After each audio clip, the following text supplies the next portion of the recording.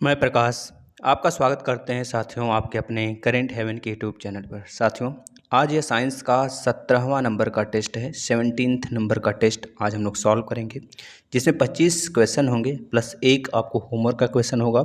हम लोग बिल्कुल एक्सप्लेनेशन के साथ सारी चीज़ें देखेंगे। जो चीज़ें नहीं समझ में आएंगी आप उसे कॉपी पे नोट करते रहिएगा, और जो चीज़ें आप बेहतर तरीके से जानते हैं उसका आंसर ज़रूर करेंगे। और एक बात दोस्तों, ये सारे एग्ज़ाम्स के लिए महत्वपूर्ण है, चाहे आगामी जितने भी एग्ज़ाम्स हों।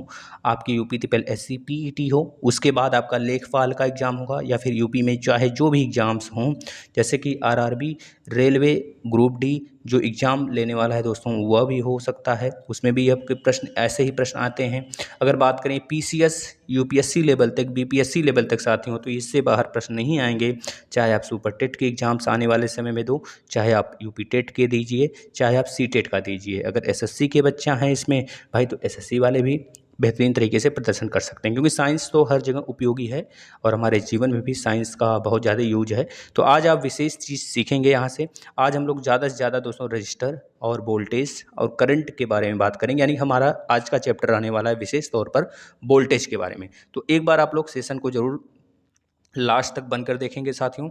और अगर जो बच्चे नए हैं उनसे रिक्वेस्ट है कि वो डेली सेशन को फॉलो करें, और पिछले 16 के 16 लेक्चर ज़रूर देख लेंगे, और बाकी बहुत सारे क्लासेस पे चलते हैं इस प्लेटफॉर्म पे।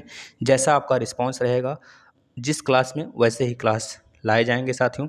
आप लोग बिल्कुल चिंता ना करें, बेहतरीन तरीके से तैयारी बिल्कुल फ्री, और इसका पीडीएफ आपको टेलीग्राम पे मिल जाएगा। चलिए देर न करते हुए हम लोग स्टार्ट कर लेते हैं सेशन को।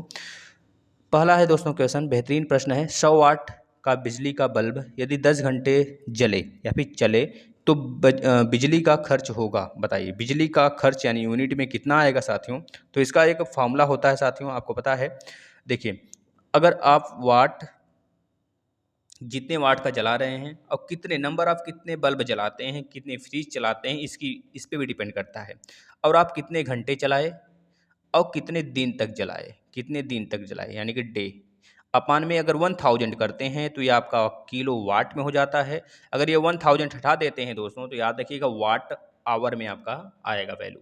अगर हम 1000 लगा देते हैं नीचे तो आपका क्या हो जाएगा, किलो वाट में हो जाता है। तो बस बेहतरीन तरीके से आप इसमें क्या करेंगे, 100 गुणे 10 अपान में, दिन की बात तो नहीं किया है तो दिन का छोड़ देते हैं, अपान में 1000 कर लेंगे। 1000 ऊपर 1000 से चला जाएगा, राइट आंसर 1 आएगा। 1 इकाई यानी 1 इकाई राइट आंसर हो जाएगा साथियों। चलिए आगे चलते हैं। देखिए आप बहुत सारे इसमें इसमें जो है बहुत सारे आपको हम फार्मूला देने वाले हैं, सारे फार्मूला आप नोट कर लेंगे। एक फोटो सेल में प्रकाश ऊर्जा को परिवर्तित किया जाता है साथियों, आपको पता है।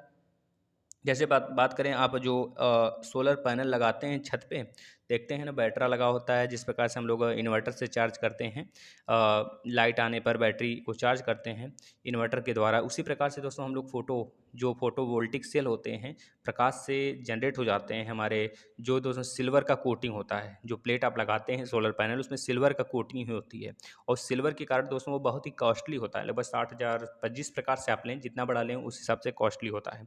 तो उसको क्या करते हैं दोस्तों, उसको हम लोग ताप एनर्जी होती है, वो तापी एनर्जी को हम क्या करते हैं दोस्तों, किस में कन्वर्ट करते हैं, विद्युत ऊर्जा में कन्वर्ट करते हैं। तो वही तापी मतलब कि फोटो सेल है, यानी कि सन का एनर्जी है साथियों, उसको किस में कन्वर्ट करते हैं, विद्युत ऊर्जा में कन्वर्ट करते हैं साथियों। इसको आप इस तरह से बेहतरीन समझिए। ठीक है, रासायनिक ऊर्जा में जैसे जिस प्रकार की आपकी बैटरी है, बैटरी जो आप यूज करते हैं अपने टॉर्च में, या फिर छोटी मोटी बैटरी जो गाड़ी वगैरह में, फोर व्हीलर में यूज होती है, वो क्या करती है दोस्तों, रासायनिक ऊर्जा को दोस्तों रासायनिक ऊर्जा में कन्वर्ट करती है ना। रासायनिक ऊर्जा होती है, रसायन की ऊर्जा होती है दोस्तों, वो विद्युत ऊर्जा हो गया। और आप जिस फॉर्म में उसको कन्वर्ट करना चाहें वो इलेक्ट्रिक के फॉर्म में भी कन्वर्ट हो जाएगा। जो रासायनिक ऊर्जा होती है साथियों, उसमें हम लोग H2SO4 यानी कि सल्फ्यूरिक एसिड H2SO4 लेते हैं। एक और एनर्जी होता है दोस्तों जिसको हम एक्वारेजिया बोलते हैं, उसमें होता है HNO3 नाइट्रिक ऑक्साइड HNO3 और प्लस HCl होता है। इसमें HCl की मात्रा होती है एक्वारेजिया में दोस्तों 3%, मतलब 3:1 में होता है। जो आपका HNO3 है उसका 1 रेशियो और HCl का 3 रेशियो मिलाकर दोस्तों आपका बनता है एक्वारेजिया, जिसमें हम लोग सोने को, चांदी को गलाते हैं, ज़्यादातर सुनार लोग यूज करते हैं। तो स्थितिज ऊर्जा मतलब कि MgH याद रखेंगे।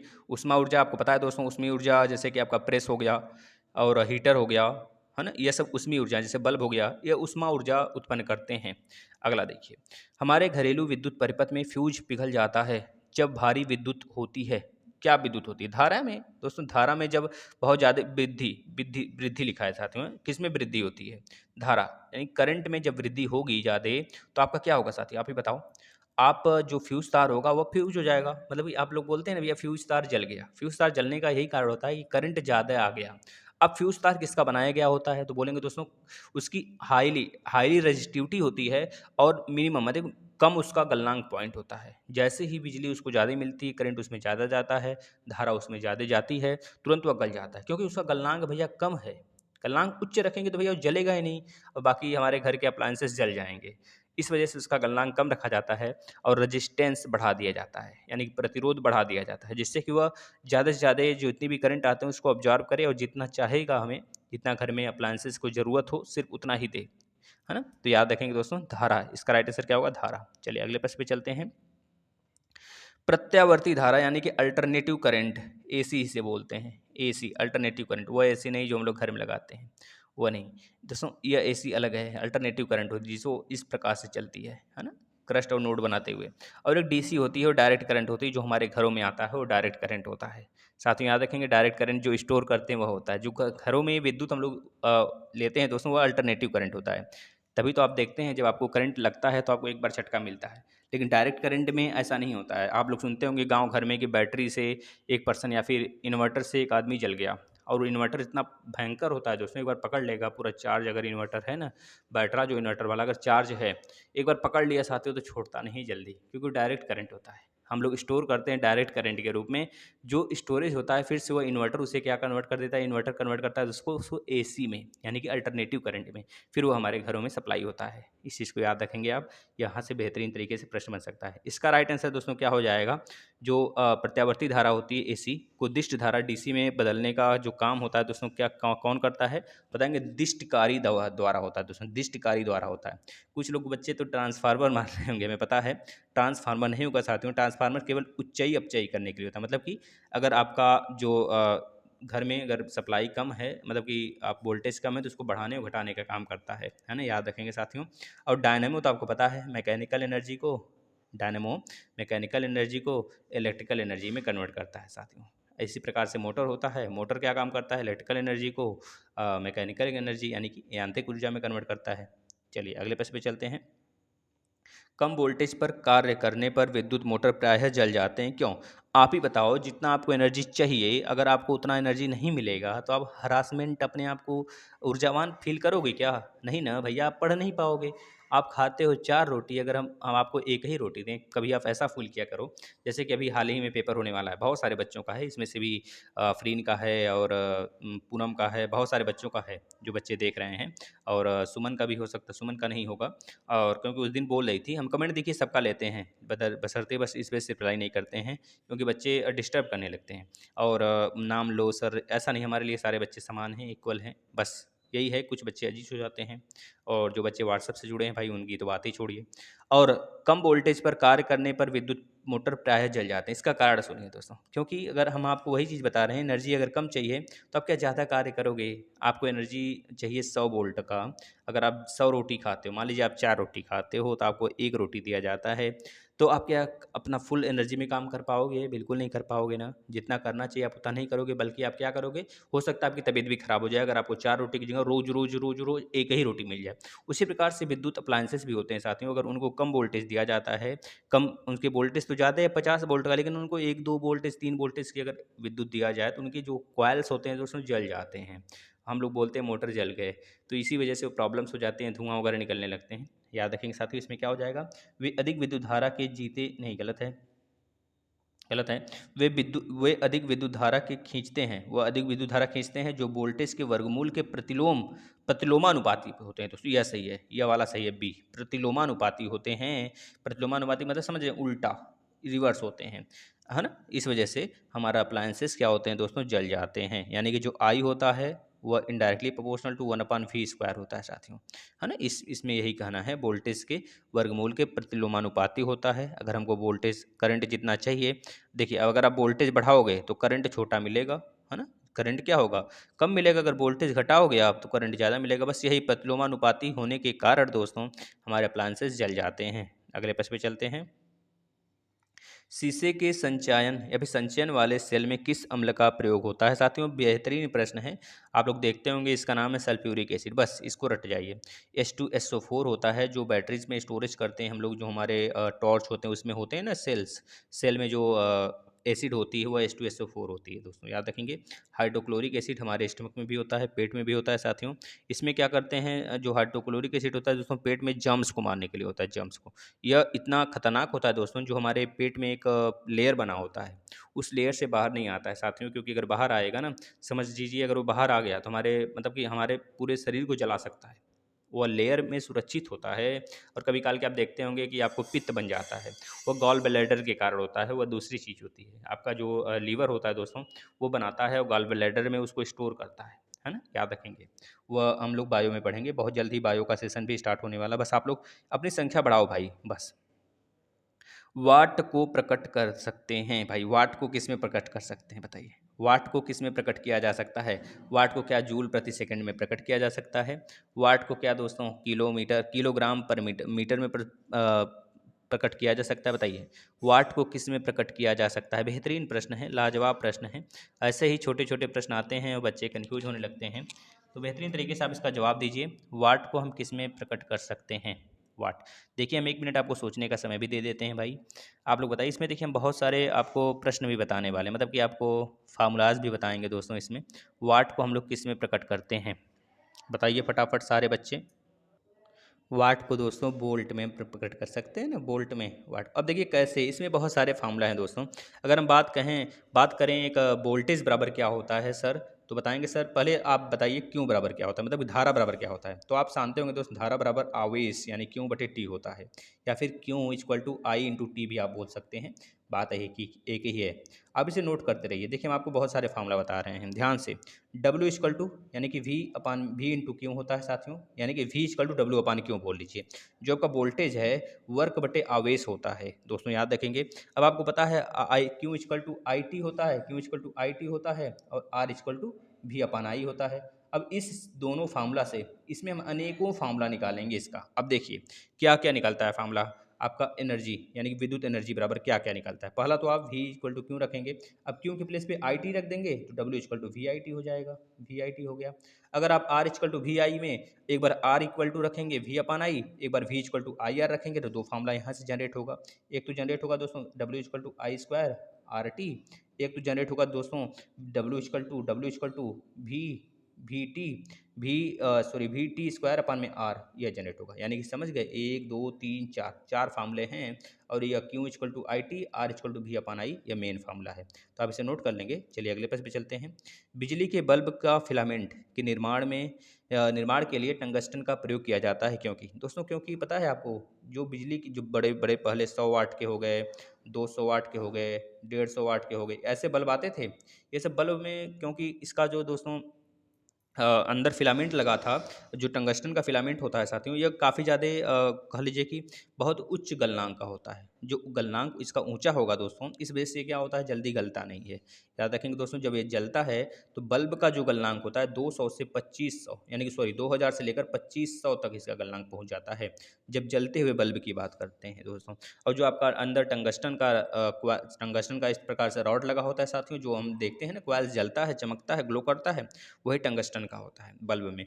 तो वह किसका बना होता है साथियों, बताएंगे टंगस्टन का। उसका जो दोस्तों गलनांक होता है लगभग 3000 से लेकर 3500 तक होता है दोस्तों गलनांक। इस वजह से वह जल्दी फ्यूज नहीं होता है।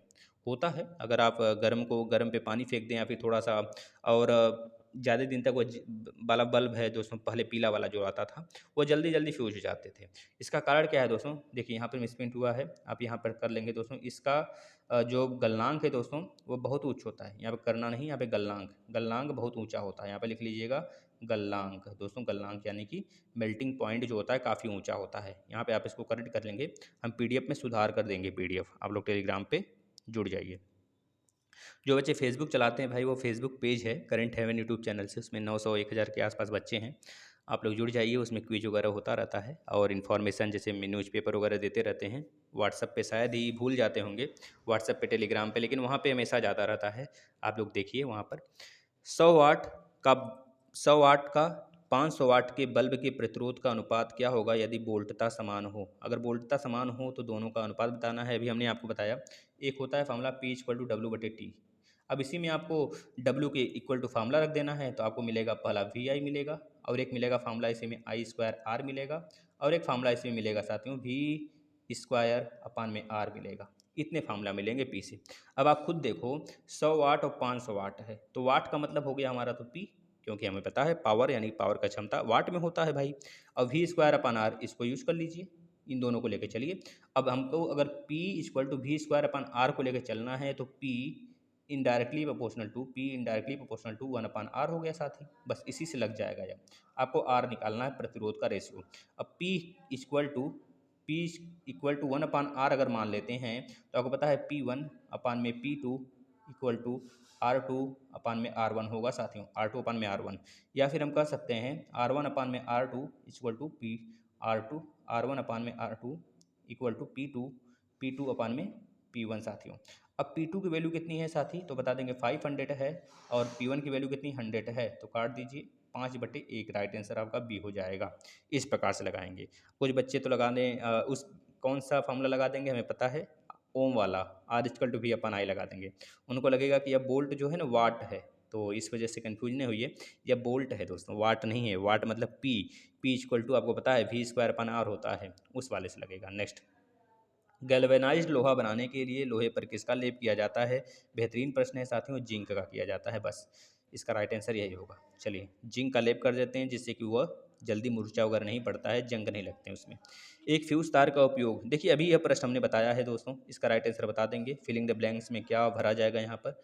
एक फ्यूज तार का उपयोग के लिए होता है, किस लिए होता है, हानि पहुँचाए बिना उच्च विद्युत धारा का प्रवाहित करना नहीं, अत्यधिक धारा प्रवाह के लिए विद्युत परिपथ को तोड़ना नहीं। अच्छा यही तो है राइट आंसर भैया, यही है राइट आंसर। अत्यधिक धारा प्रवाह के लिए विद्युत परिपथ को तोड़ना, मतलब कि आप समझ रहे हैं, अगर बहुत ज़्यादा धारा प्रवाहित होने लगती है तो आपका जो विद्युत परिपथ होता है, इलेक्ट्रिसिटी जो जहाँ से आपके घर में आती है सप्लाई, उसको क्या कर देता है दोस्तों, फ्यूज को गला देता है।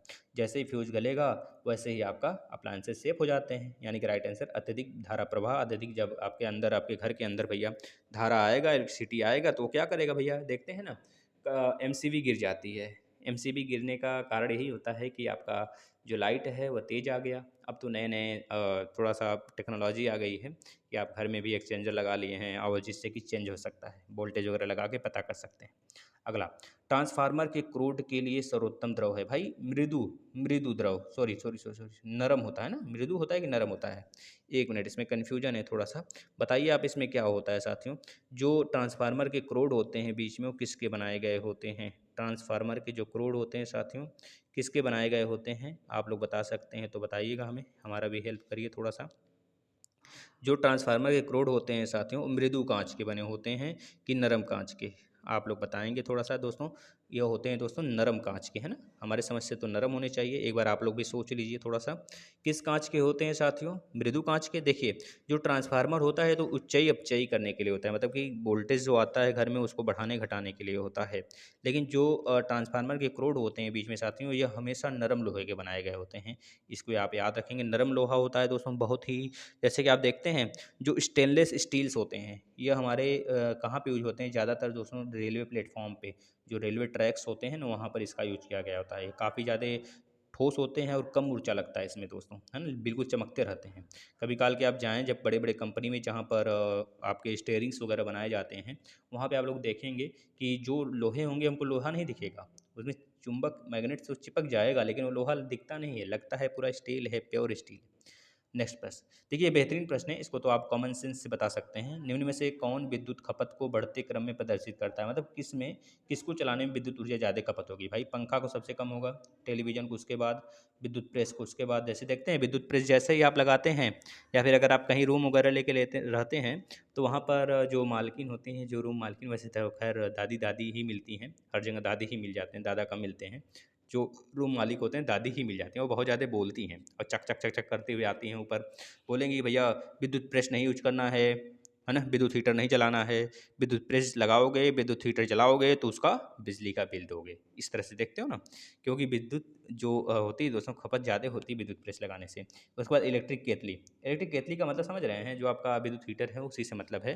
तो राइट आंसर आपका इस क्रम में होगा, यानी कि राइट आंसर सी हो जाएगा। साथ ही सबसे कम पंखा में, फिर टेलीविजन में, फिर विद्युत प्रेस में, फिर इलेक्ट्रिक हीटर में।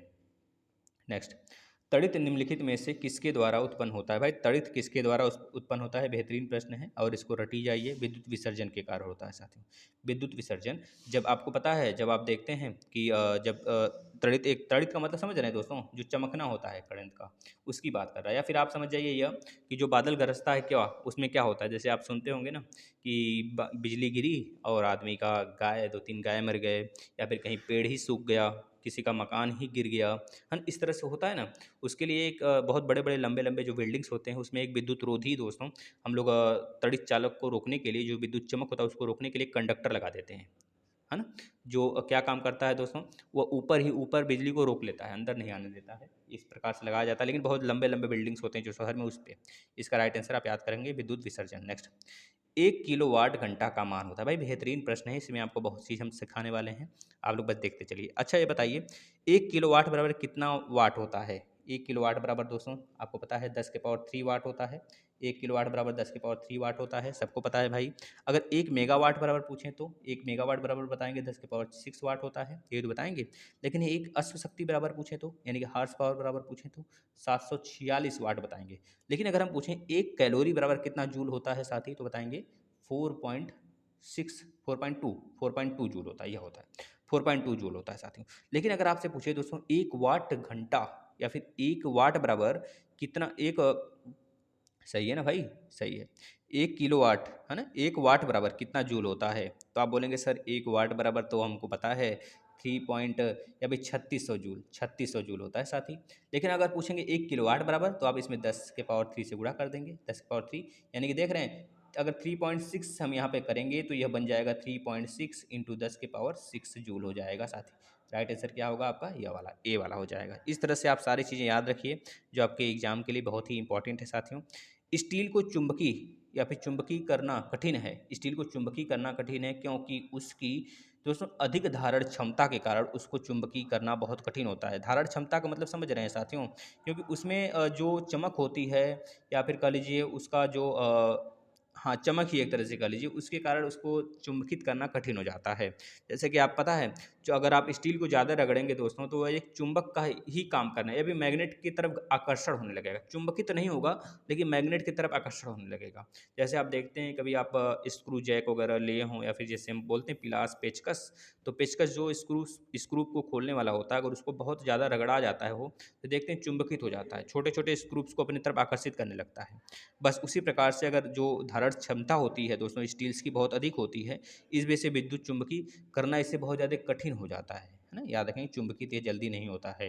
नेक्स्ट, निम्नलिखित में से कौन सा एक प्रकृति में अनुचुंबकीय है? भाई ये तो बेहतरीन प्रश्न है, प्रकृति की बात कर दिया है तो ऑक्सीजन लगाएंगे साथियों।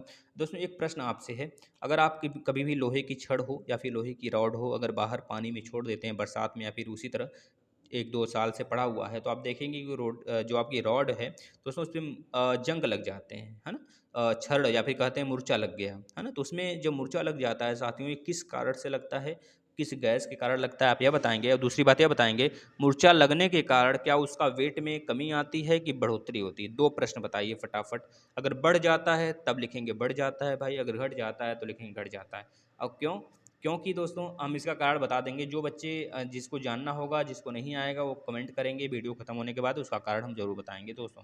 बेहतरीन प्रश्न ये पूछा गया है तो हमने आपसे क्वेश्चन कर दिया। यांत्रिक ऊर्जा को विद्युत ऊर्जा में परिवर्तित करता है। भाई बेहतरीन प्रश्न आ गया। यांत्रिक ऊर्जा को यानी कि मैकेनिकल एनर्जी को इलेक्ट्रिकल एनर्जी में कन्वर्ट कौन करता है? मैकेनिकल एनर्जी को इलेक्ट्रिकल एनर्जी में, तो डायनेमो होगा। यहाँ पे डायनेमो दिया है भाई, डायनेमो नहीं दिया है तो जनरेटर दिया है ना, विद्युत जनित्र द्वारा, यानी कि जनरेटर द्वारा। जनरेटर में ही डायनेमो लगा होता है, जो घूमता है ना वो डायनेमो होता है। डायनेमो के थ्रू ही दोस्तों हम इलेक्ट्रिसिटी हमारे अंदर, घर के अंदर आ जाती है। अगर मोटर की बात करता, तो मोटर क्या करता है दोस्तों, मोटर चला तो हम उससे क्या करते हैं, आटा पीस लिए, चक्की चला लिए भाई, कोई अदर काम कर लिए, लोहे को काट लिए, तो क्या हो गया, मैकेनिकल वर्क कर लिया हमने, है ना। गेहूँ पीस लिए, है ना। तो क्या हो गया, आप मैकेनिकल काम कर रहे हो विद्युत मोटर चलाकर, यानी इलेक्ट्रिसिटी से हम विद्युत मोटर को किस में कन्वर्ट कर रहे हैं, विद्युत मोटर को इलेक्ट्रिसिटी से मतलब विद्युत धारा को दोस्तों किस में कन्वर्ट कर रहे हैं, मैकेनिकल एनर्जी में कन्वर्ट कर रहे हैं। सेम इसका उल्टा होता है दोस्तों, मैकेनिकल एनर्जी को विद्युत ऊर्जा में कन्वर्ट करते हैं दोस्तों किसमें, विद्युत जनित द्वारा। दोस्तों यहाँ विद्युत इस्त्री लिखा है, मतलब प्रेस की बात कर रहा है। प्रेस दोस्तों हीटिंग होता है या हीट उत्पन्न करता है, विद्युत इलेक्ट्रिसिटी को हीट में उत्पन्न करता है, साथ ही याद रखेंगे। तो शीशा संचालन सेल, इसमें आपको पता है दोस्तों हम ज़्यादातर इसमें H2SO4 का यूज करते हैं और बहुत ही खतरनाक होता है दोस्तों। यह इसका pH मान भी काफ़ी ज़्यादा होता है, ज़्यादा अम्लीय होता है, लगभग 0 हो जाता है H2SO4। अगर डायलूट H2SO4 है, HNO3 है, ये अम्लीय होते हैं, ज़्यादा अम्लीय होते हैं। HCl डायलूट है तो इसका 0, लगभग 0 और 1 के बीच में हो जाता है इसका pH मान। अगला प्रश्न देखिए, यदि 60 वाट का बल्ब प्रतिदिन 5 घंटे प्रयोग किया जाए तो 30 दिन में कितनी यूनिट बिजली खर्च होगी। भाई वही चीज़ है, अगर आपको 60 का गुणा 5 घंटे चला रहे हैं और 30 दिन चला रहे हैं, मतलब 1 मंथ पूरा, अब बटे 1000 कर दीजिए जूल में निकालने के लिए, मतलब एक इकाई में निकालने के लिए कितनी इकाई बिजली खर्च होगी। नेक्स्ट देखिए, इतने इसमें 2 जीरो कैंसिल हो गया। अगर 5 दूनी 10 कर दें तो 10 भी खत्म हो जाएगा। 5 दूनी 10 यानी कि इसको 3 गुणे 2 बना देते हैं, 6 को 3 गुणे 2 बना दिया तो 2 तो खत्म हो गया। 5 दूनी 10, 1 जीरो खत्म हो गया, बचा 3 त्रिका 9, 9 इसका राइट आंसर होगा 9, यानी कि बी राइट आंसर हो जाएगा। अगले प्रश्न पे चलते हैं, एक तार के प्रतिरोध के बारे में गलत कथन कौन सा है। देखिए हम आपको एक इन्फॉर्मेशन देते हैं बेहतरीन तरीके से। अगर कोई प्रतिरोध है साथियों, वो डायरेक्टली प्रोपोर्शनल होता है यल के, लंबाई के। अगर किसी भी तार का लंबाई बढ़ाएंगे तो प्रतिरोध ऑटोमेटिक बढ़ जाएगा। प्रतिरोध मतलब कि किसी विद्युत को रोकना, विद्युत को रोक कर रोके रखना, मतलब जैसे देखते हैं ना, बहुत ज़्यादा अगर बहुत बड़े अप्लायंसेस हैं, बहुत ज़्यादा कॉस्टली आपके घर लगे हुए हैं, कॉस्टली अप्लायंसेस हैं, जैसे हीटर हो गया, जैसे कि अगर बात करें फ्रिज हो गया, एसी हो गया, उसमें प्रतिरोधकता ज़्यादा होती है क्योंकि उसको जलने से बचाना है भाई हमें। प्रतिरोधकता मतलब कि जितना करंट चाहिए उससे थोड़ा सा कम उसे देते हैं, जिससे कि वो आराम से चलता रहे। अगर ज़्यादा करंट देंगे तब भी जल जाएगा, अगर कम देंगे तब भी वो जल जाएगा। तो R directly proportional to L होता है। अगर लंबाई बढ़ाएंगे तार का तो प्रतिरोध बढ़ जाएगा। जैसे देखते हैं कभी लंबे लंबे तार होते हैं, अगर किसी खंभे से खींचे गए होते हैं तो घर में लाइट धीमी आती है, लेकिन अगर वही पास से तार से अगर आप लाइट खींचे हुए हैं घर में तो लाइट तेजी आती है। क्यों? क्योंकि आपने लंबाई बढ़ा दी है, इसमें से प्रतिरोध बढ़ गया है। समझ रहे हैं? लंबाई घटाइए तार का, आपके घर ऑटोमेटिक तेज लाइट आने लगेगा साथियों, याद रखेंगे। R is directly proportional to L हो गया। इसके बाद अगर बात करें, आर जो होता है दोस्तों टेम्परेचर की भी डायरेक्टली प्रोपोर्शनल होता है, मतलब टेम्परेचर अगर बढ़ाएंगे तो आर रजिस्टिविटी बढ़ जाएगी, लंबाई बढ़ाएंगे तभी रेजिस्टिविटी बढ़ जाएगी। लेकिन एक चीज़ और होता है दोस्तों, आर होता है directly proportional to indirectly proportional to A K. अगर आप क्षेत्रफल बढ़ाते हैं तो आर का मान घटता है, जब क्षेत्रफल घटाते हैं तो आर के मान में दोस्तों क्या होता है, कमी आती है। याद रखेंगे, अगर आर आप एक घटा लिए तो आर बढ़ गया, अगर ए बढ़ा लिया आपने तो आर भी दोस्तों क्या हो जाएगा, कम हो जाएगा। एक होता है दोस्तों किसी भी जैसे कि बात करें आप किसी भी सामग्री पर, मतलब कि धातु पर भी निर्भर करता है। धातु हमारा तांबे का है तो उसमें ज़्यादा करंट होगा, फ्लो होगा। अगर धातु हमारा एल्युमिनियम का है उसमें कम करंट फ्लो होगा। अगर धातु हमारा सिल्वर का है भैया, वो तो प्योर सुचालक है, उसमें तो पक्का 100% पूरा 100, मतलब जितना आप देंगे उतना का उतना पूरा जीरो, लगभग लगभग जीरो रेजिस्टिविटी हो जाएगी। याद रखेंगे। अगर इसमें अब हम देखा जाए कौन कौन से हमारे फॉलो कर रहे हैं नियम, जितने हमने बताया तो उसमें सामग्री पर निर्भर करता है, जी हमने बताया अभी, यह सही है। तार की लंबाई सीधा समानुपाती होता है, भाई हमने तो बताया R is directly proportional to A, ये भी सही है। यह तार के अनुप्रस्थ काट के क्षेत्रफल के सीधे अनुपात में होता है, नहीं भाई सीधे अनुपात में कहाँ होता है, आर इनडायरेक्टली प्रोपोर्शनल टू होता है ना, अनुकमानुपाती होता है। तो याद रखेंगे अनुपात में नहीं होता है, अनुकमानुपाती, मतलब यही गलत है और इस प्रश्न का राइट आंसर सी होगा। और चौथा पढ़ लीजिए, ताप में वृद्धि के साथ धातु का प्रतिरोध बढ़ जाता है। भाई जाहिर सी बात है, अभी तो बताया R is directly proportional to T, इसका डायरेक्ट मान होता है आर इक्वल टू प्रतिरोधकता एल अपान में ए, यह फॉर्मूला होता है दोस्तों, याद रखेंगे। आर मतलब प्रतिरोधकता का फॉर्मूला क्या हो जाएगा, आप बता देंगे सर, प्रतिरोधकता बराबर आर, आर इंटू, एक मिनट फिर से लिख देते हैं हम, इसको ध्यान से देखिए आप लोग। प्रतिरोधकता बराबर साथियों क्या हो जाएगा, आर इंटू ए अपान में एल, यह होता है। अगर प्रतिरोध का मात्रक दोस्तों होता है आपका ओम, तो प्रतिरोधकता का मात्रक मात्रक क्या होता है दोस्तों, बता देंगे, मोह होता है, मोह। मोह यानी कि ओम का उल्टा, ओम इनवर्स आप बोल सकते हैं, इस प्रकार से ओम बनाते हैं। इसका राइट आंसर सी होगा। अगले प्रश्न पे चलते हैं साथियों, निम्न में सबसे बढ़िया रोधी कौन सा है। भाई सबसे बढ़िया इंसुलेटर कौन सा है। इंसुलेटर आप जानते हो दोस्तों, कंडक्टर होता है, और आपका कंडक्टर हो गया, इंसुलेटर हो गया, एक और होता है दोस्तों जिसको हम कहते हैं कल, जिसमें कि अर्धचालक जिसे बोला जाता है, जिसमें कि लगभग लकड़ी आ गई, भीगी लकड़ी आ गई है ना, यह अर्धचालक में आ जाते हैं। जैसे प्लास्टिक्स हो गए, यह अर्धचालक में आ जाते हैं। तो सबसे बढ़िया इंसुलेटर कौन है दोस्तों, बता देंगे, ये आपका कांच होता है। क्या होगा, कांच होता है। कांच होता है, आप याद रखेंगे दोस्तों। नेक्स्ट अगले पेज पे चलते हैं। जलते हुए विद्युत बल्ब के तंतु का ताप सामान्यतः होता है, हमने स्टार्टिंग में ही बताया था साथियों, कितना होता है 2000 डिग्री से लेकर 2500 डिग्री सेंटीग्रेड तक। राइट आंसर यह लिखिएगा। अगले पेज पे चलते हैं। विद्युत आवेश को भंडारित करने के लिए प्रयुक्त उपकरण को क्या उपकरण को कहते हैं, यहाँ पर रहेगा ना, कहते हैं कि अगर जो जैसे कि प्रतिरोध होता है, प्रतिरोध रेजिस्टेंस को हम इस प्रकार से बनाते हैं साथियों। ये क्या करता है, रेजिस्टिविटी, ये तो हमारे करंट को रोकता है। एक होता है दोस्तों आपका इस प्रकार से, ये कुंडली इसे बोलते हैं, मतलब कुंडली यानी कि इसे बोला जाता है दोस्तों रिलक्टेंस इंग्लिश में। और एक होता है दोस्तों आपका कैपेसिटर, इसको इस प्रकार से बनाते हैं। यही जो कैपेसिटर होता है इसे हिंदी में बोला जाता है संधारित्र, जो कि करंट को स्टोर करता है साथियों। जैसे बैटरी हो गया, बैटरी भी एक प्रकार का संधारित्र है जो कि हमारे करंट को स्टोर करता है, बाद में हम जहाँ यूज करना चाहते हैं यूज हो जाता है। तो बैटरी भी एक प्रकार का संधारित्र है, आप इसे याद रखेंगे दोस्तों, कैपेसिटर का काम करता है। नेक्स्ट, इलेक्ट्रॉन वोल्ट किसकी इकाई है? इलेक्ट्रॉन वोल्ट किसकी इकाई है साथियों, बता देंगे ऊर्जा की, ऊर्जा की इकाई है इलेक्ट्रॉन वोल्ट, जिसे ईवी कहते हैं दोस्तों। ईवी बराबर अच्छा चलिए इसको, इसके लिए हम आपको एक होमवर्क देते हैं। इलेक्ट्रॉन वोल्ट बराबर कितना ऊर्जा होता है, यानी कितने जूल होते हैं। एक इलेक्ट्रॉन वोल्ट बराबर कितना जूल होता है, क्योंकि आज हमने कोई प्रश्न नहीं लिया है होमवर्क के लिए, तो आपके लिए यही होमवर्क है, एक इलेक्ट्रॉन वोल्ट बराबर कितने जूल होते हैं। एक ऊपर भी प्रश्न पूछा गया तो उसका भी राइट आंसर बताएंगे।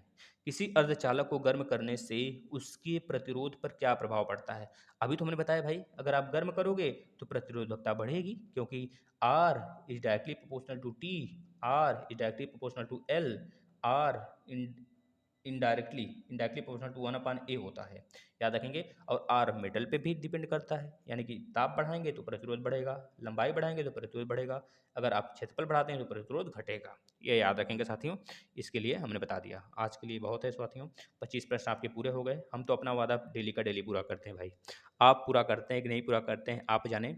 और कल मनोज ने बोला कि 10-15 सब्सक्राइबर आए भाई, तो बेहतरीन तरीके से हमें पता है, उन्होंने सब्सक्राइब दिलाया हमें, हमें खुशी है कि आप लोग इतना ज़्यादा करते हैं हमारे लिए। और कुछ ही बच्चे करते हैं बेहतरीन तरीके से, अन्यथा ठीक है, कोई दिक्कत नहीं है। और सब चल रहा है भाई। और आप लोग चाहते हैं कि सर के लिए कुछ किया जाए तो आप लोग बस शेयर करिए, बस यही, और कुछ नहीं चाहिए मुझे। आप शेयर करिए ज़्यादा से ज़्यादा, अपना व्हाट्सएप टैग स्टेटस लगाइए, फेसबुक पे शेयर करिए, टेलीग्राम पे शेयर करिए, इंस्टाग्राम पे शेयर करिए, हर जगह शेयर करिए। बस जिसको आना होगा वो आएगा बेहिचक। और आप लोग अपना पढ़ाई करिए, कंटिन्यू करिए, बिल्कुल भी मायूसी नहीं। और आप लोग के लिए बेहतरीन तरीके से सारे क्लासेस बहुत जल्दी स्टार्ट कर दिए जाएंगे, बस 24-25 के बाद। ठीक है दोस्तों, धन्यवाद।